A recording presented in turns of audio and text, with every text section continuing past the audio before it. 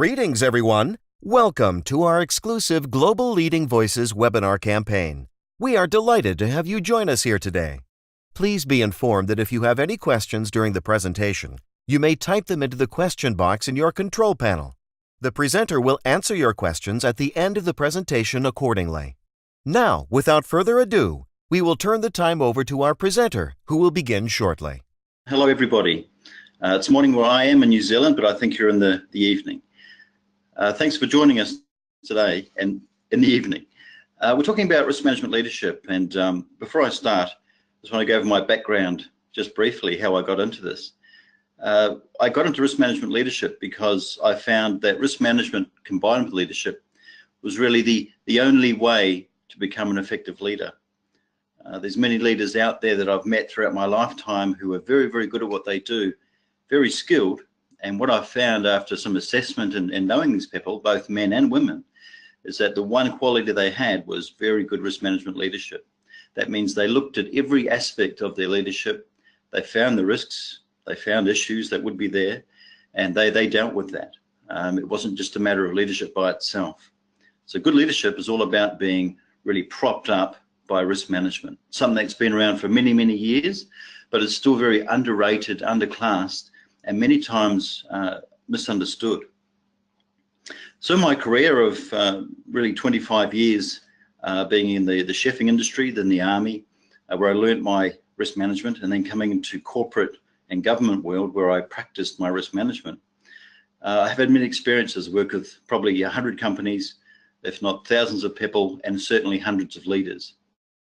And from those leaders, with all good intention, probably about 20% were really good and 10% were exceptional, and that's because they had the risk management key. So anyway, we'll carry on. So why are we doing this, and why is risk management leadership important? It's because the world is getting smaller, it's getting very competitive, and in the corporate world and the government world, we really need to step up to another level and meet that competition and meet demands. Demands are extraordinary in the corporate world today and government, with the resourcing, with budgets.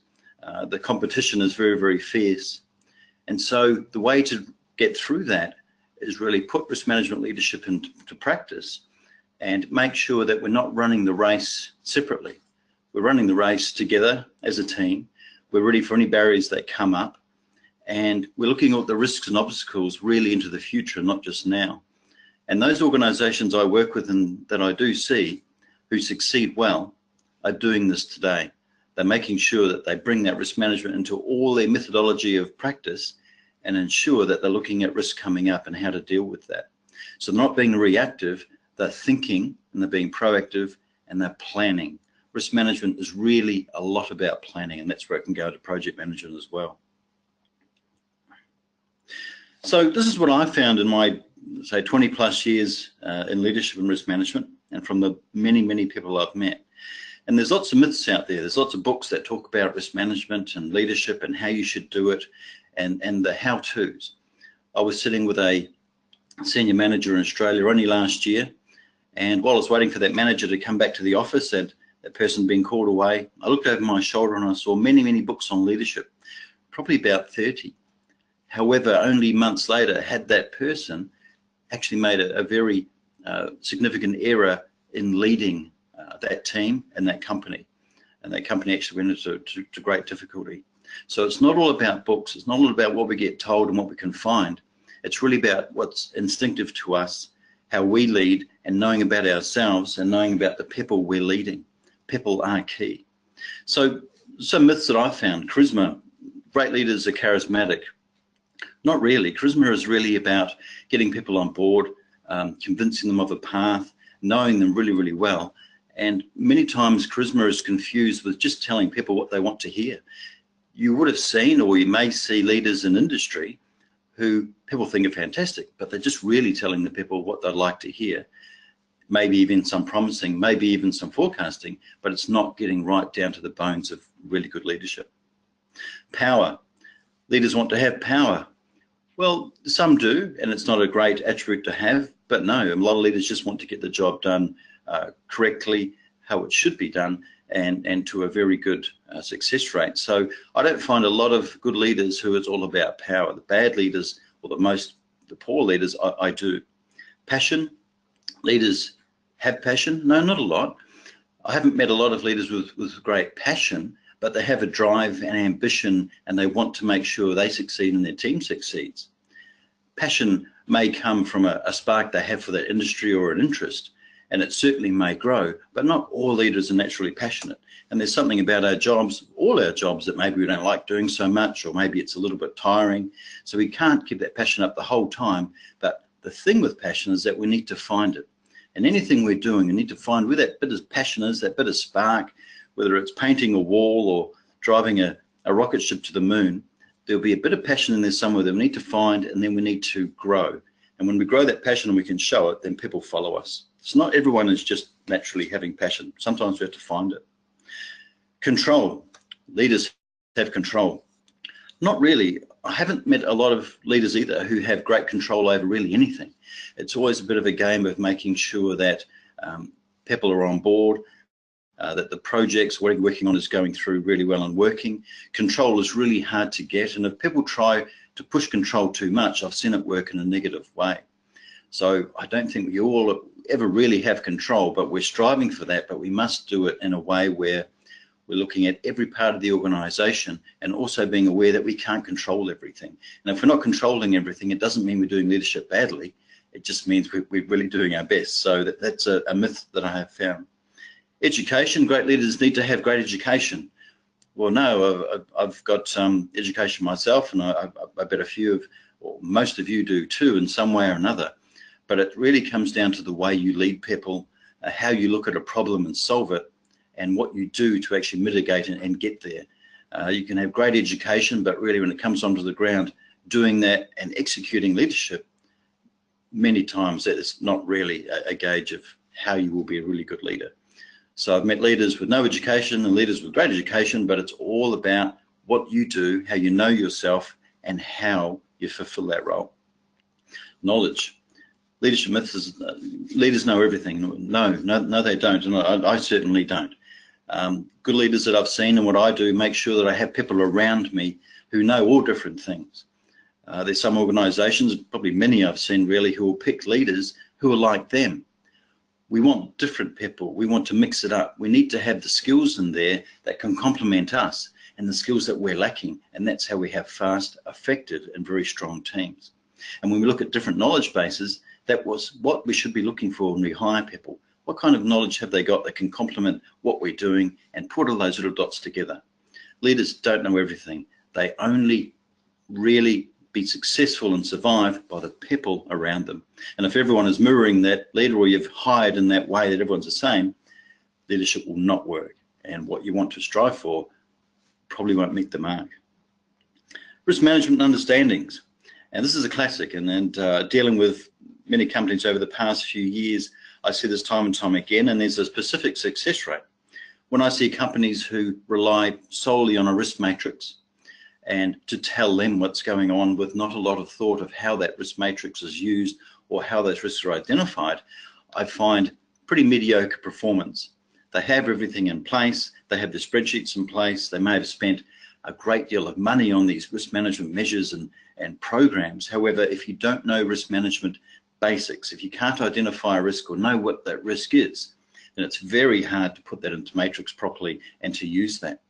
There's one example. I was dealing with a Australian organisation 2 years ago, and they came up to me and they said, David, we have a new risk matrix. It cost about $100,000 to put together, and could you have a look at it? So my team and I very eagerly had a look at this risk management matrix to see what it was about. After half an hour, we were still quite confused.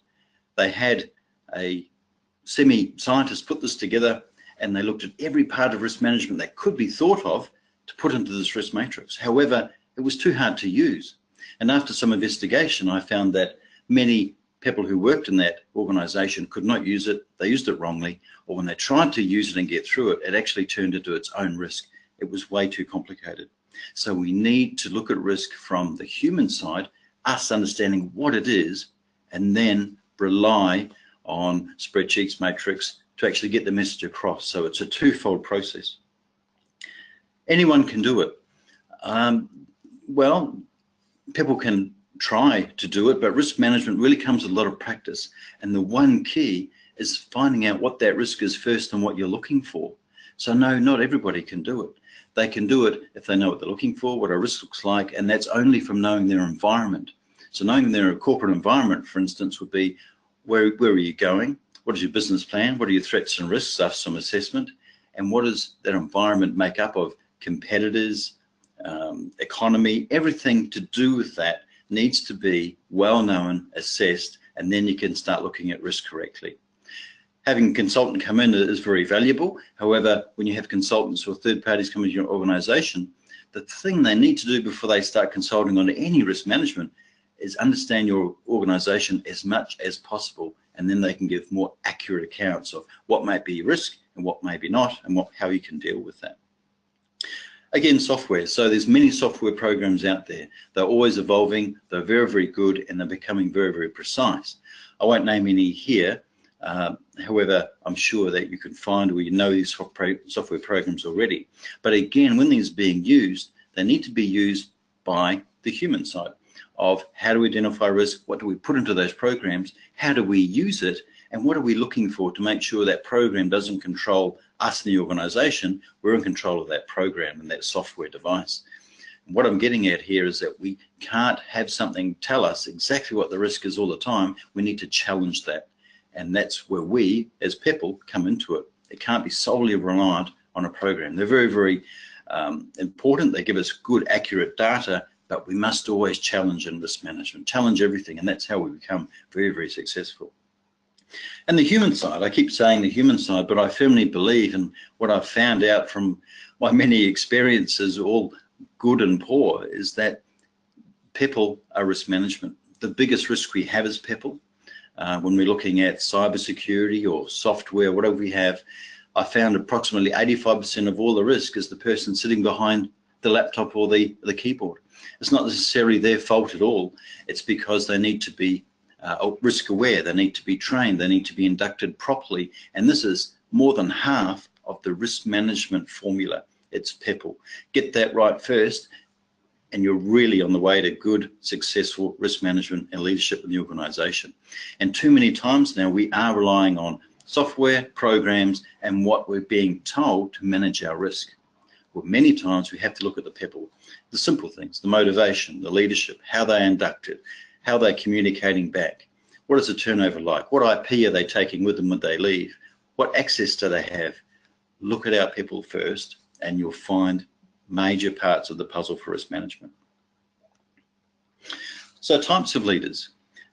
The leaders I've encountered in my life are varied, and this is what I have them down to from what I've seen. The casual leader. It can be a good style, but it needs good skill, effective skill to be casual. If you're going to be a casual leader, you need to do it with confidence because you've kind of been there and done that before. You know when to put on the brakes, and you know when to help enforce leadership. So casual is very, very good, but make sure you have the skill base, know your environment very, very well, and know your team well before you employ a casual kind of approach. I'd like to elaborate a little bit more on these, but due to time, I'll do it very briefly and get it across the best way I can. Tight leadership. I've seen leaders who are very tight, very controlling, and making sure that everything is done to a specific point and making sure everyone's accountable.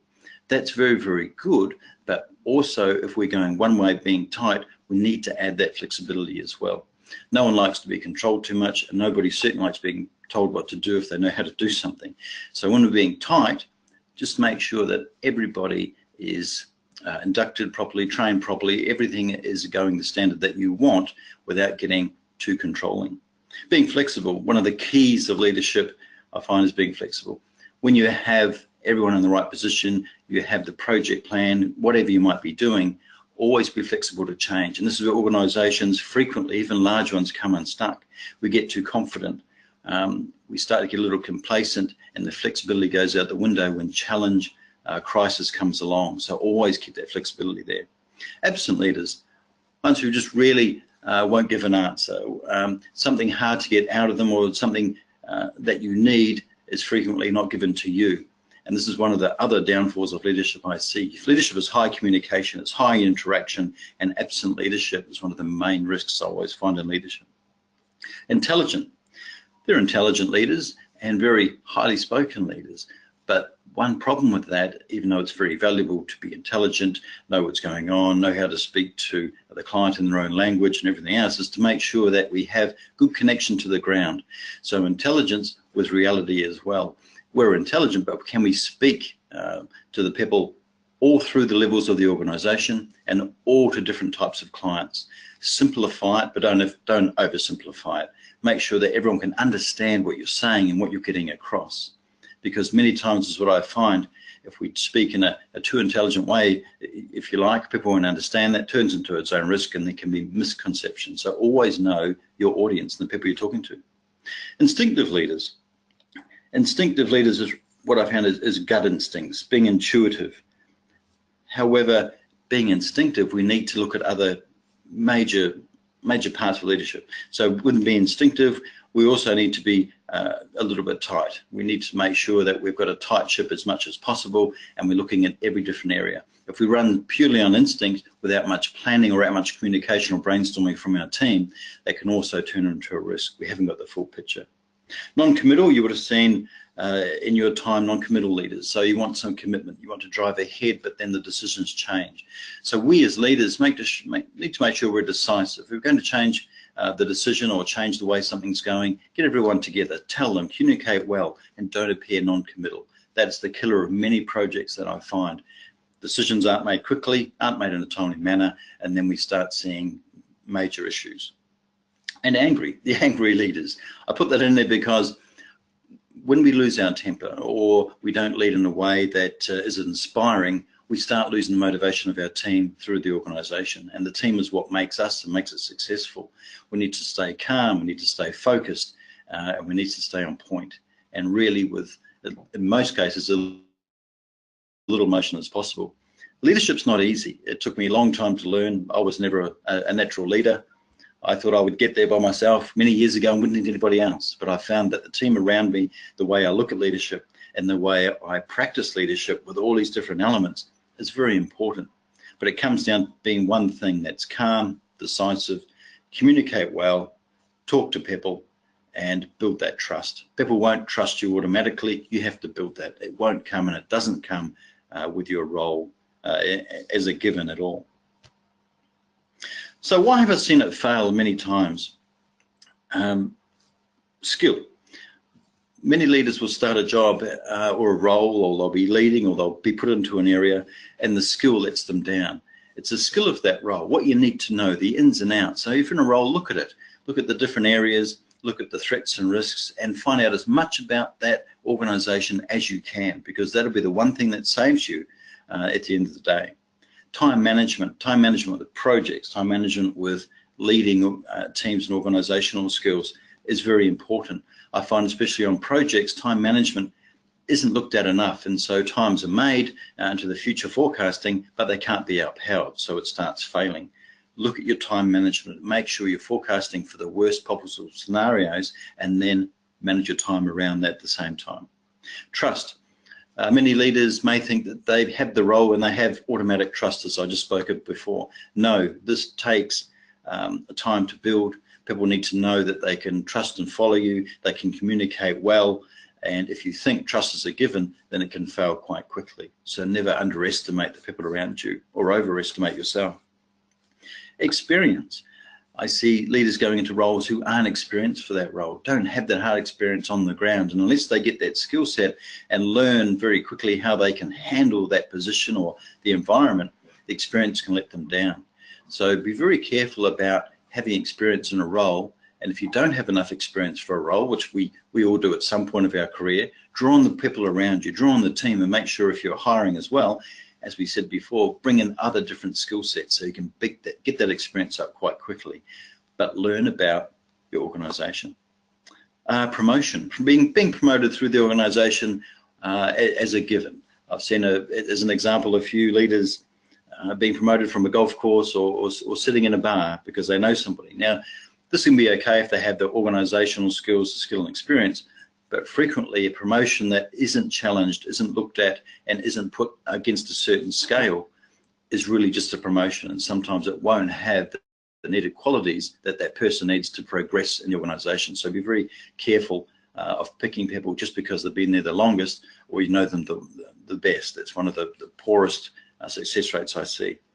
And being risk aware, as we're talking about today, leadership really needs to be risk aware. Look at the risks around you and start using risk management as a habit. And we'll get onto that in a little bit later. But risk aware is everything that you're doing, find the risk first, come up with a mitigation plan, even if it's in your head, and go forward. But start getting the habit of looking all the risks, being the people around you, organisation, anything you're doing.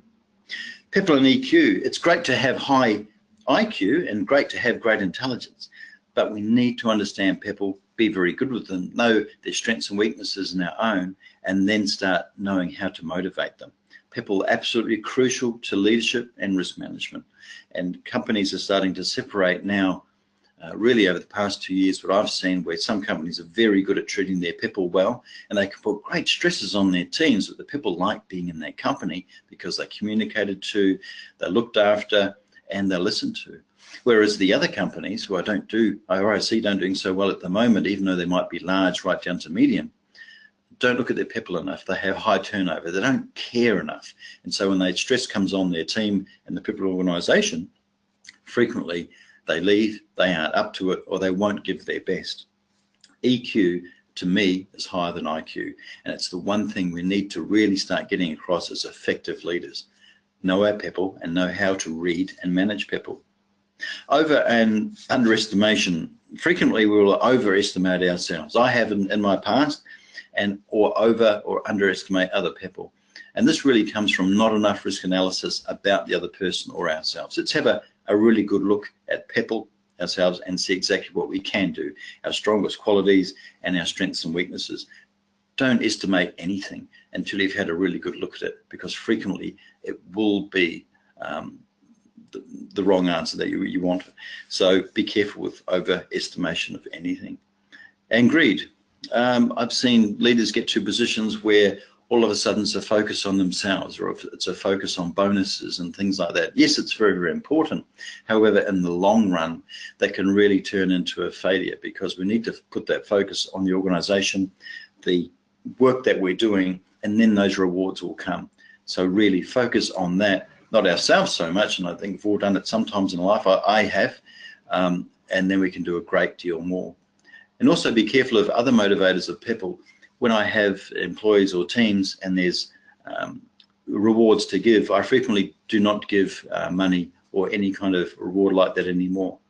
I find the biggest rewards to people in the organisation, an email saying how well a team or somebody did, or a pat on the back, or just some recognition.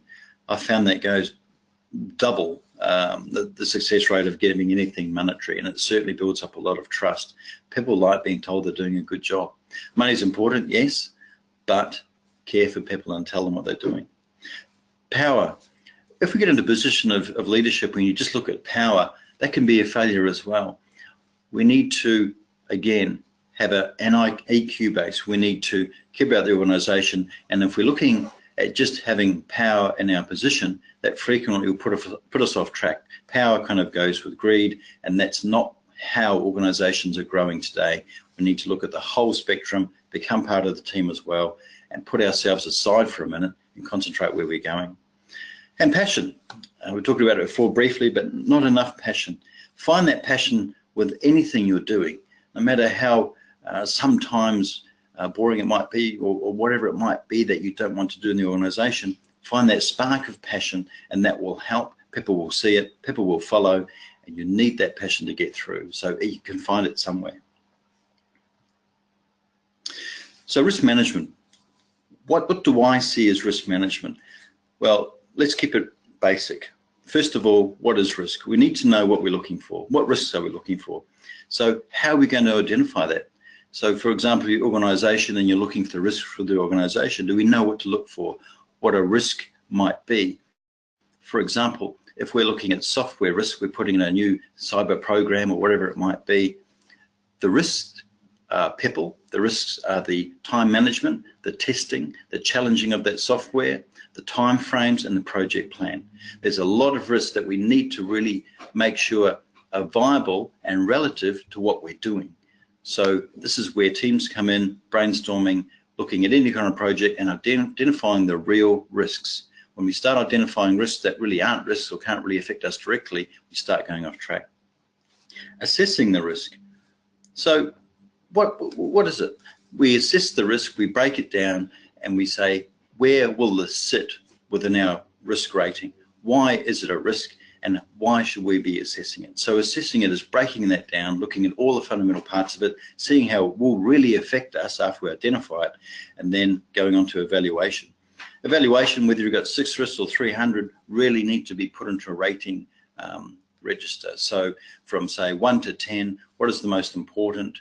What is the least important, and why? So evaluate that, then we can work through those risks much easier and quicker in a timely fashion by hitting the ones that have been prioritized. Options. Options are a major part of risk management. We need to have viable options, ones that work. Options that we look at the budget, we look at the environment of the organization, we know it very, very well, and only then can we come up with very good options. Otherwise, options become too expensive, unviable, or they can't be passed because they're just too hard to do. And options, I always come up with about 5 or 6 for every risk, and it could be something as simple as training, it could be simply as inducting someone or challenging a program, anything that doesn't cost a lot of money, and then it goes up to more money where we may need to restructure, we may need to change programs, etc., etc. So have a range of options. Don't just be narrow-minded about what the options are that you're choosing. And planning. Risk management planning is vital in everything. So when we're doing our risk management plans, we look at everything as a project plan, resourcing, what kind of people we have, the skill sets, the timelines, every detail that you can think of in your risk management plan. Have a look at that, put it in, make it as simple as possible to make sure you're covering every aspect of your risk management. And that comes down to monitor and review. I can't ever go on about monitor and review too much. Seen too many plans and projects put into place where it's just been left. Now, a good successful project is great, but the last 10% is the monitor and review, where many projects fail. So as leaders and risk managers, we need to understand that 10%. You put the project in, for example, and you go back the 2nd day, the 3rd day, the 5th day, and make sure it's working, it's on track, it doesn't need any adjustment. You might do this and then the 1st month, the 2nd month, and so on. And certainly if you have put on a project for someone and you've gone away, get back in touch and see how that's progressing. Because what I found approximately about 80% of the time is that it will need adjustment and change, and frequently it can go off track. So monitor and review of anything you're doing in the project and risk management place is very, very vital. Go back and see it's working. And that's the one thing that will save many, many projects, but frequently it's not done. It's kind of taken for granted, and especially in IT projects. We must test it again, and then go back and make sure it's working. So risk management leadership. How does risk management hold up leadership? It looks at the environment, it forecasts, it gives strategy to leadership. How are we going to go forward and how are we going to assess the risk? It helps grow yourself and your team by giving ownership. It makes it proactive, and it looks at the most important things being likelihood and consequence. And that's the key to risk management. Like, what's the likelihood of something going wrong, and what will happen? What's the consequence? You keep that in your head as you're going through a risk management habit, and that is the key to making it successful. And it's quite simple with anything you're doing. With risk management, it gives leadership. We're looking at the appetite for risk. So we're assessing that, we're looking at our tolerance, and we're looking at understanding the organization. And that goes hand in hand with, when we understand the organization, we get to know the risks, and then we have an allowance for random risks. So random risks can happen anytime, but we need to make sure that we're prepared for them. We're on track, we're strong, so we can deal with them as they come up. So in short, risk management supports leadership. It holds it up because it provides a barrier around the leadership of looking at everything that can impact that leadership and that team and getting ready for that. So risk management is very important. So who's the most influential person in the room? It's the risk manager that I've found. Risk management can go into every aspect of the organization, every project, and it's someone who can sit there and challenge anything that may come along. And yes, it needs to be done in a careful fashion with the environment that you may be in, but the person who's the most influential is the person who can see possible gaps and faults, possible risks, and then comes up with a solution to mitigate those risks. And that can be used really in any part, being from IT, being from legal in your organisation, being from safety, anything at all, as well as finance. It doesn't really stop. The person with the most power, if you like, in that room is the one who can challenge and look through anything and find risk management. But as talked about before briefly, one thing we need to do is not overcomplicate it. When I talked about the spreadsheet, keep risk management simple. Know it ourselves first, make it a habit, know how to identify the risk, know the organisation well, speak with other people, and then use software and spreadsheets as a part of that, something that we also rely on and we use in conjunction. But we don't want to overcomplicate our risk management because it'll throw us off track and other people won't really understand it. And that's where many risk management projects fail, or where they can succeed. Everyone understands it, it's not overcomplicated, and it can be delivered very easily. So why are we still selling risk? Why are we still, as risk managers, say in our organisation, and people aren't giving it the due attention? Well, because people have different ideas about what risk management is and how it can affect the organisation. Many organisations think that risk management is still really an add-on. It's something that's convenient, and many leaders or boards still don't see that risk is really pertinent to themselves and will make the organisation successful, or it won't. So we're always selling that, and the best way we can sell that, like in the influential slide just before, is becoming a part of the organisation, showing where we can add value, showing where we can find risks and where we can save money, grow profits, etc. Showing that we're connected to the whole organisation will convince people that risk management is very important, it's the backbone, and it needs to be done. And we do that as leaders in our positions. But be careful of disconnect. So one thing I find also is that we may be good leaders and risk managers, and we may also make lots of templates and lots of business plans and lots of crisis plans, etc. One thing I found in New Zealand just in the past year is we had some earthquakes, and so quite significant earthquake I was involved in, and during that night I found that many organisations and government departments had many crisis plans in place to deal with such an issue, but nothing was really practiced because there was too much separation between the actual plans working on the ground and not. They hadn't been tested, they hadn't been challenged, and they hadn't been practiced in the organisation. So anything we produce as risk managers and leaders really needs to be practiced, so then it's robust, people trust it, and it works on the day. So be careful of that disconnect of having great things, but they don't actually work. So the key is really people. Successful risk management is people and its leadership, and it's understanding those people. So understand yourself, your team, and know the strengths and weaknesses, and then make risk management a habit just by putting through that education and induction. So understanding risk, identifying risk, monitor and planning sits on that base of people. When you have these two formulas together, it's very powerful, and it must be practiced every day. And it also must be practiced and refreshed to people who have been in the organisation for quite some time. But this is how I see it sitting. So where can we target risk management in the organisation? Well, as said before, in every part of it, whether it's safety, legal, developing, going into new projects, risk management can look at absolutely everything with a very good focus and add value. And especially with projects, everything is a project. So on the left-hand side, we've got project management. Projects don't work without good risk management. So as we're planning our projects and our work structure breakdowns, for example, to do anything, we look at all the risks that may be there, that may be coming up, and we mitigate those as we're doing, and we plan for those.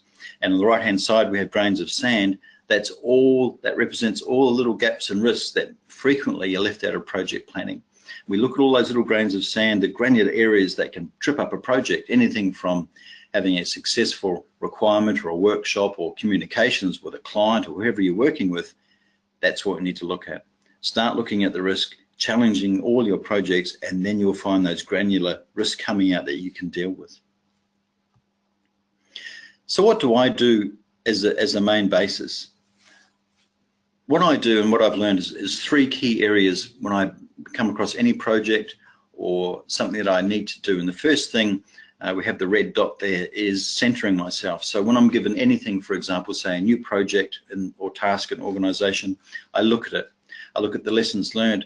I look for, say, 1 day or 3 weeks, depending on the size of this project, and I think, what do I need? Who would I need? The people around me. How will I go forward?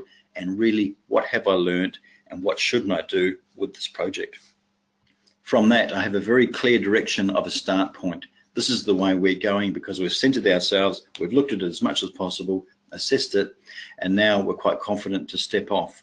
However, as we're stepping off, I also firmly believe in the butterfly effect. So anything we do now at the start of this project as risk management leaders, and this is really risk management leadership, we need to be aware that it can have repercussions. So a small flutter of the wings can have a tornado down the track in the project or task or anything you're doing. So as soon as we start and step off, everything we do can affect what we're doing. So it might be bad communication, it might be not looking at the risk management properly, it might be poor planning. Get these things right at the beginning and we won't have such a tornado at the end. However, what I also do to keep that in line is I make sure that everything that I do project-wise is in a domino effect.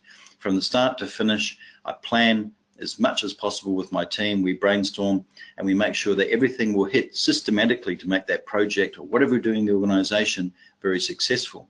Now, as you know, with domino effects, sometimes it'll stop halfway and things will slide off other dominoes. That happens. However, when you have good leadership, good project plans in place, you can forecast that, or if you need to, react very quickly, mitigate it, get the dominoes up and start again, or keep continuing.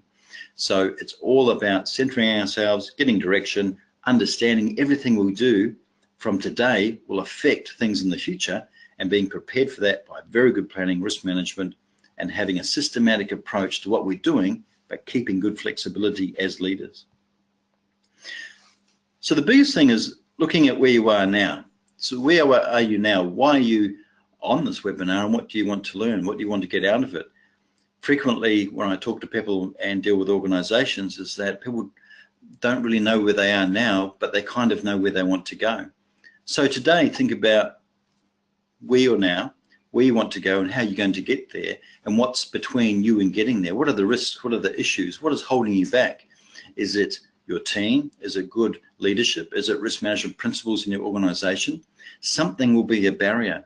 Identify it. Identify 3 if you can, prioritize it, and start saying, how am I going to mitigate this? How am I going to get forward, and how am I going to get forward successfully by being a good leader, being confident, being skillful, learning about my organization, my team, and injecting risk management habit into everything I do and my team and everything we're doing. And that will get you where you want to go by keeping that focus and keeping that drive and keeping that vision. And it's all about the vision. So think about that today, where you're now, where you want to go, and how you're going to get there. Get a vision, get a plan, and go for it. And make sure you stay flexible and open-minded and you communicate. Well, thank you very much. I think we've got Q&A now, and I really do hope that it gave you something to think about. It gives you something to maybe focus on the next day you go to work. And also, what I really wanted to get across is think about risk management as a habit. Think about it in its most simplest form first, before we start relying on too many spreadsheets, matrices, and software programs, and then use those mechanisms to help you. And the other thing is leadership. Make sure that EQ is at the top of your priority, and that you're planning really, really well, and you're injecting risk management into everything you do. Thank you.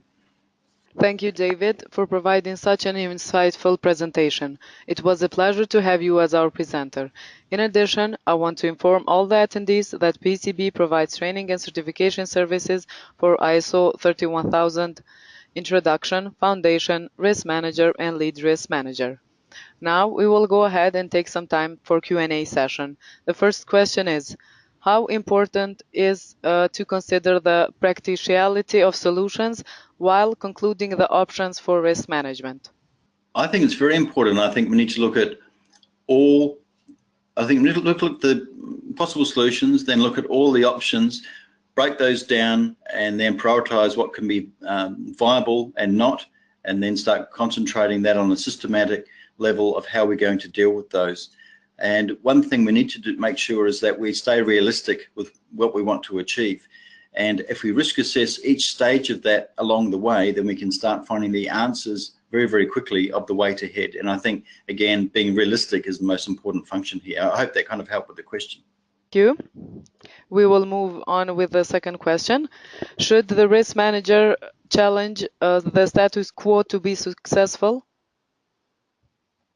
Yes, and that's what I do frequently, and I see most successful risk managers doing it, but it's in a way you have to be careful. Again, it's knowing your environment, knowing the people that you want to communicate with, and also it's looking at the people factors of EQ. It's looking at maybe the egos around you. It's looking at who can be impacted by that, and it's starting gently, but it's starting gently with also a solution in mind. So if you want to convince a team or a person, go there with a risk management solution, tell them the risks, tell them that what needs to be done, give them the solution that will benefit them as well as your organisation, and it's going to help them at the same time. So if you can help people, whether it's career-wise or meeting their goals or meeting the organisation goals, you're far more likely to have less resistance and more success. So instead of just going over with a risk and saying what is wrong and need to change it, tell them how you can do that, and then quite frequently it's going to work for you. Thank you. Now we will move to the next question. Oftentimes there is resistance to risk management. How to show the value of risk management? Sure. All organisations, government and corporate, rely on profits, money, grants, whatever it might be. If you target those organisations at the knees, if you like, of saying how risk management will save them money, it might grow them profit and certainly add value into the future and make them more resilient, and then you're going to get listened to.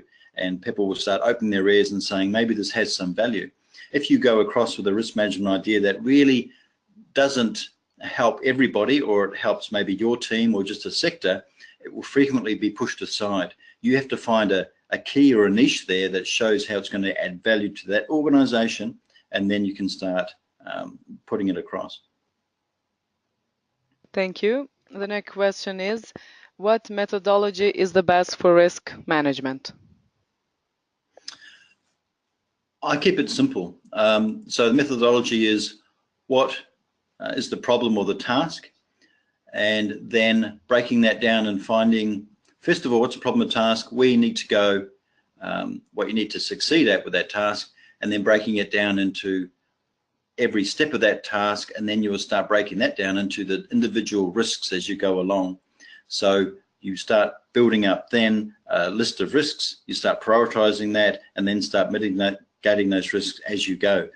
So it's really about a lot of assessment in the first stages, but the key is knowing what you want to actually achieve and then working back and looking at the risks as you go. Thank you. The other question is, how do you see the role of risk managers in the decision-making process?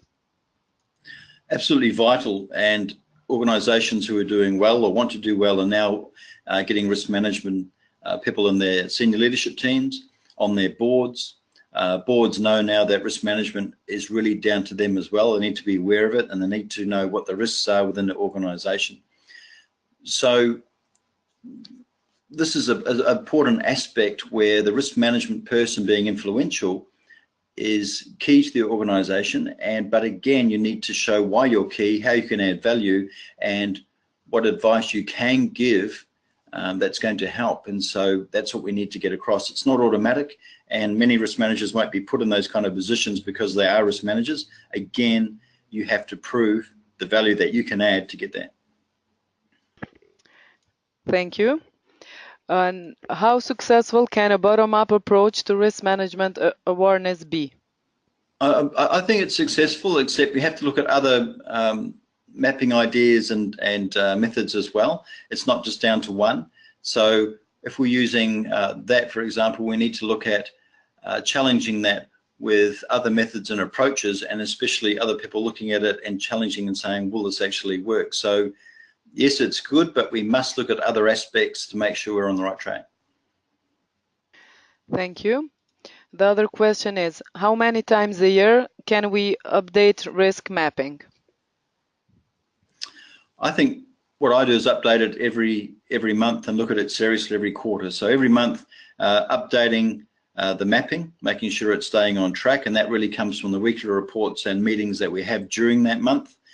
So really we're keeping on top of it the whole time. However, updating it every month and every quarter, what we're doing is sitting down with that and saying, okay, this is what we've found in the past 3 or 4 months. Where are we heading? Is it on track, or do we need to make major structural changes?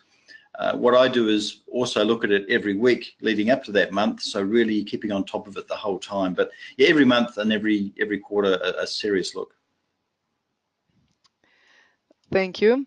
According to your experience, do you have some advices to do scorecards in operational risk management? Yeah, scorecarding is knowing the environment well, and knowing the organisation, yours or who you're dealing with or who you're consulting to, very, very well. Scorecarding can work, but it's only with the right information going into those scorecards, because they might be challenged at the same time. So more knowledge and information will make a more accurate result. Thank you. We will move to the next question.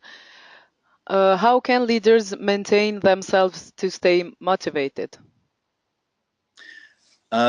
Leaders and risk management leaders, to stay motivated, it comes from the team. It doesn't come from the individual, what I found. So motivation really comes from the team, and to do that, it's looking at the tasks that you have, finding how you can add value and make those tasks better, and finding the risks within that may come down to leadership of how you can improve. When you find these items, look at it and make it a new kind of plan to target, and do it together with your team. That'll start motivating you and the team, because you'll start adding value and finding a new approach to your work life. If you don't do that, then what will happen is you won't be motivated, risks will continue to rise, and you won't get the performance from yourself or your team. Thank you. Can risk management succeed without tools and methodologies? It can see, well, it depends what you mean. The simplest methodology I would use would be the ISO 31000 in its simplest form of identifying risk, assessing, evaluating, so on. That would be the basis. If you aren't dealing with that or using that as a basic guideline, then no, it doesn't work very well, because you don't have anything to base it on. When you have that, then, as we talked about before, you can make it more complex. So you can go into more complex planning, you can go into more complex spreadsheets and systems, but you have to have that basic methodology, or no, you won't get success, what I've found. Thank you, David. Due to the time limitation, we will read only one more question. The next question is, because many risk assessment teams are trying to migrate away from ordinal-based risk assessment approaches to math-valid techniques using regression models and/or Monte Carlo simulation to calculate probability, how do you deal with the math-heavy challenges that a poorly trained workforce faces? Oh, it's a very good question, and many workforces, when you have all those methodologies in place, won't understand it or accept it, and you can't get the message across, even though you have those very good elements there. It really comes down to re-educating the workforce that you have on a small company or a large, and that comes from new people coming through with inductions that have an injection of risk management methodology in very simple terms. People need to understand risk management in its simple terms, so they can make that link to those methodologies you just described, so they can start to understand it. Before a meeting or during a meeting, whether it be a small team or a board, they have risk management moments. You talk about risk management there, so it becomes more of a habit and more of a method, and that also makes those links to the methodologies you just described. So it is starting from the top to the bottom and making sure everyone is aware, even at the basic level, what risk is, how they play a part of it, how to identify risk, and then that will complement where you're going. If you don't do it, you'll have a big separation of risk management methodologies and practices, but it won't really get through, because we've people who won't understand it, they won't accept it, and it won't be assimilated by the organisation. So make sure everyone becomes risk aware. Thank you, David. Please be informed that other questions will be addressed individually through email by David. Thank you once again, David, and I also want to thank all the attendees for joining us today. I want to inform you that this webinar is recorded and will be posted on our website and YouTube channel. Once you leave today's webinar, you will receive a survey, and we would really appreciate if you could complete it and provide us with feedback. Thank you all, and I hope to see you on our coming webinars. Great, and thank you as well. I hope I answered all the questions. I know time was a limitation. Happy to take an email and give more depth.